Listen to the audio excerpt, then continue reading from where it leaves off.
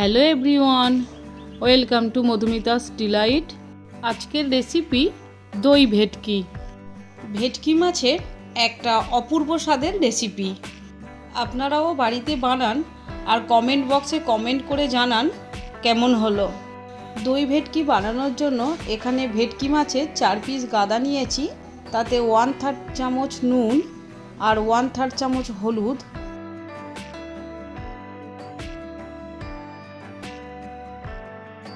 আর 1 চামচ সর্ষের তেল দিয়ে ভালো করে মাখিয়ে নেব।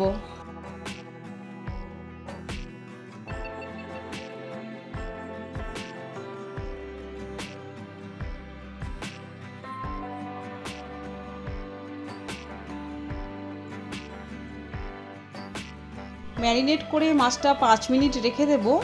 ততক্ষণ একটা মশলার পেস্ট বানিয়ে নেব। এখানে 2টো মাঝারি সাইজের পেঁয়াজ, 1 ইঞ্চি আদা আর 5-6টা রসুনের কোয়া আছে। মিক্সিতে একটা ফাইন পেস্ট বানিয়ে নেব। এরপর কড়াইতে 5-6 টেবিল চামচ সর্ষের তেল খুব ভালো করে গরম করে তার মধ্যে মাছগুলো একে একে দেব। তেল গরম হয়ে ধোঁয়া উঠলে তবেই মাছগুলো ছাড়ব। মাছের একটা সাইড 3-4 মিনিট ভেজে নেওয়ার পর অন্য সাইডটা উল্টে দেব।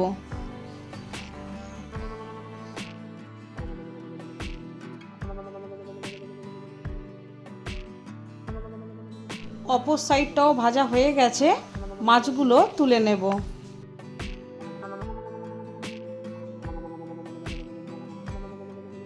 বাকি তেলের মধ্যে গোটা গরম মশলা ফোড়ন দেব, 30 সেকেন্ড ভেজে নেব।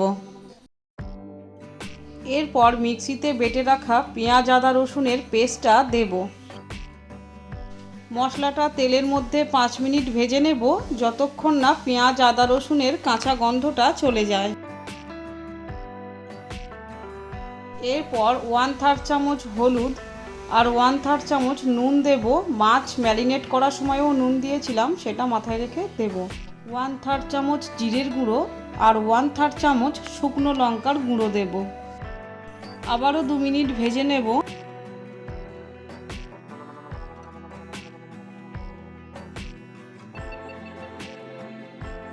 তারপর 3 চামচ ভালোভাবে ফেটানো টক দই দেব।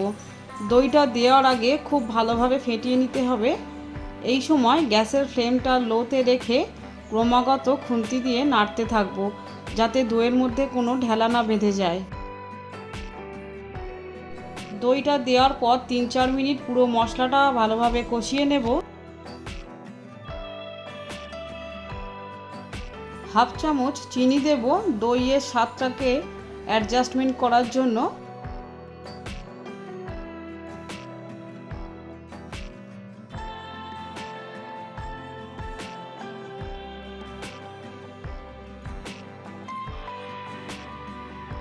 এরপর 300 গ্রাম গরম জল গ্যাসের অন্য ওভেনে গরম করতে বসিয়েছিলাম, গরম জলটা অ্যাড করব।